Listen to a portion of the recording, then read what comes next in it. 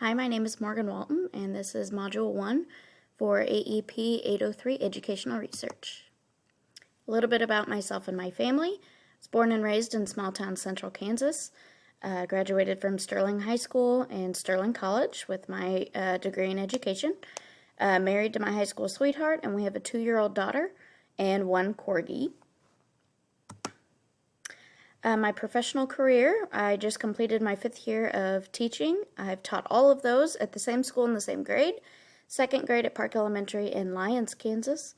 We are a Gemini 2 school, and I am the co-pilot for my building, which has been a major process for us, but it's really helped me with this assignment so far. Future as an educational leader. I'm in no hurry to leave the classroom. I plan to eventually become a building principal, but I don't necessarily have to do it right away. I'm very happy in the classroom, and I'd like to stay there as long as I can. Ideally, I would love a small school system, and I would love lower elementary. I'm currently in a pre-K through 2nd grade building, and I love being in that age, so I'd like to be there if I could. So a little bit about action research. The purpose of action research is the empowerment of participants, the learner and the practitioner, collaboration through participation, acquisition of knowledge, and the social change. The 4 main types: individual, which would be by yourself, collaborative with a partner or a small group, school-wide, and then district-wide would be across all the schools in the district. What is the goal of action research? There were several different goals that I found, but I really liked this one, to explore, understand, and improve our practice as teachers. To me, that's the overall goal. What are the main steps? First of all is planning, with the inquiry, defining the question, and designing. Step 2 would be the action, the experimentation and data collection.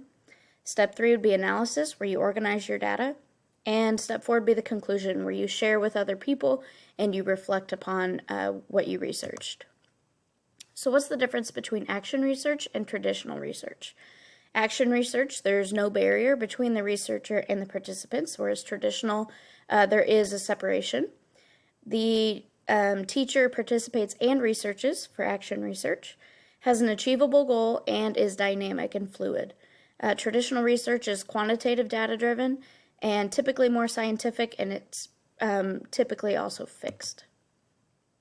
So what are the common problems? There's ethical approval that needs to happen before action research begins. Some broad principles to consider: make time to routinely consider the tensions and dilemmas of your research. Data should not be gathered at any cost. It's okay to report back that some data was not available if it's inappropriate to access this. Involve others in your research. Institutional data that is not already in the public domain should not be used without written permission. Talk to others. Engage your peer group, learning set, supervisor, tutor, colleague, mentor, and student participants to self-moderate your decisions. And be flexible in your design. If ethical dilemmas cause your project to evolve, that is fine. This can be a sign of your developing reflexivity. These are really important. Just make sure that you are being ethical in your research and not causing any more problems. Action research should start with my own practice before I attempt to influence others. Action research requires that we understand issues before launching into change. I really liked that quote from Arnold. Evaluation of my current teaching practice. I believe that action research could really help improve my teaching by effectively evaluating new ways in which to teach my students and innovative changes that need to occur in education. Education's been the same for a long time, and it's time for some changes. The redesign process in Kansas schools is a large-scale action research project, in my opinion. While the entire state will eventually go through the process, each individual school and school district is researching, developing questions, goals, and testing new ways to teach our students. So a little critique of my own professional, personal thoughts on action research. I originally thought that I had never heard of action research, and then I realized that my district has been doing it for a few years.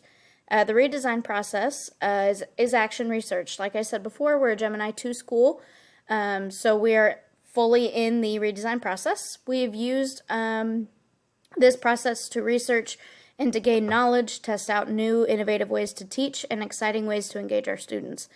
We start with a research, or the very first year that we're in it, my pilot and I did a lot of learning. We had a lot of meetings with the state. And then we did a lot of research. It was basically a whole year of research and then testing these out, trying new things, seeing if they worked. This previous year, we launched, which was when we tested out more things on a larger scale. And that was really exciting. And we were also able to conclude that some of these things worked for us and some of them did not.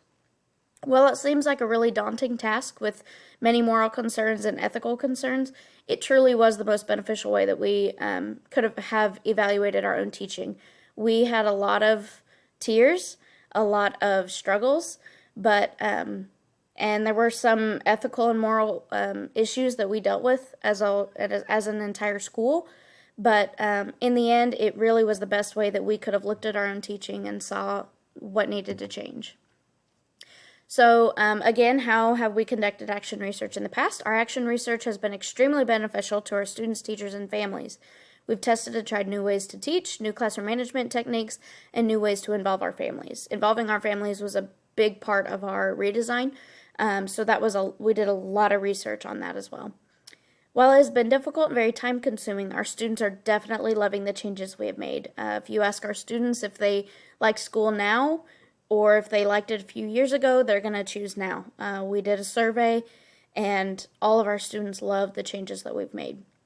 Compared to the research that I have read, my school's action research is spot on and follows the same or very similar process as what we have seen.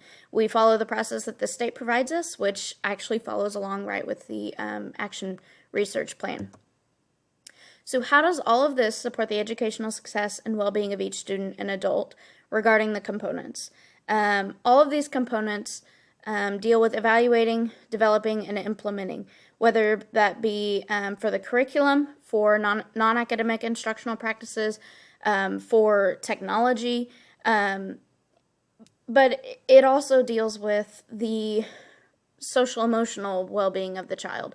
Whereas if they're engaged and they like what they're doing because it's high quality and it's effective, then they're going to do better in school. And we have seen that through our school's action research.